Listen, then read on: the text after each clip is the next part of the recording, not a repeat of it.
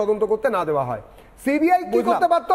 বড় জোর সিআইডির লোককে ডাকতো, বোমা ডিসপোজাল স্কোয়াডকে ডাকতে পারতো, কিন্তু যার পলিটিক্যাল প্রভুরা, রাজনৈতিক প্রভুরা যেখানে চাইছেন না, সেখানে তাদের ইন্টিগ্রিটি নিয়ে তো কোশ্চেন থাকবেই। সেই জন্য সিবিআই আর কাউকে না পেয়ে এনএসজিকে ডেকেছে। এবং এনএসজিকে এই রাজনৈতিক প্রভুত্বটা তো বাকি এনএসজি তুমি এটাই ভুল করছো। এনএসজি ইন্টারনাল যে আমাদের যে আভ্যন্তরীণ যে সুরক্ষা জন্য যে দীপাঞ্জন বাবুর কাছে যেতে হবে। আমি আসি, আবার ভিকি আসি।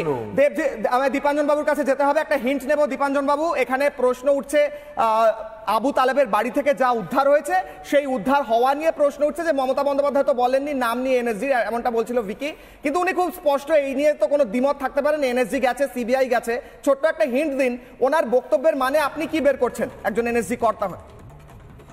দেখো, আমি একটা কথা খুব পরিষ্কার বলতে চাই সবাইকে, এখানে কাউকে ব্যক্তিগত আক্রমণ করার আমার উদ্দেশ্য নেই। আমি 1 মিনিট এক্সট্রা নেব তোমার কাছ থেকে।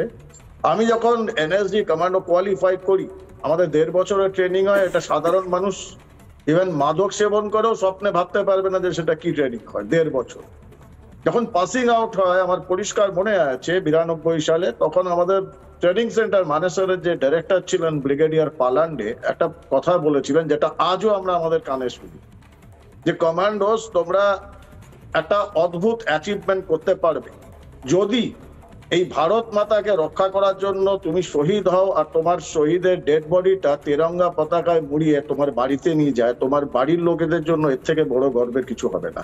সেকেন্ড, আমি এক্স্যাক্টলি 92 সালের কথা বলছি, তখন 3rd পে কমিশন হয়নি, ভয়াবহ সরকারি চাকরি। আমি একজন অ্যাসিস্ট্যান্ট কমান্ড্যান্ট ছিলাম, পরে ডেপুটি কমান্ড্যান্ট হয়েছি। তখন আমার বেসিক পে ছিল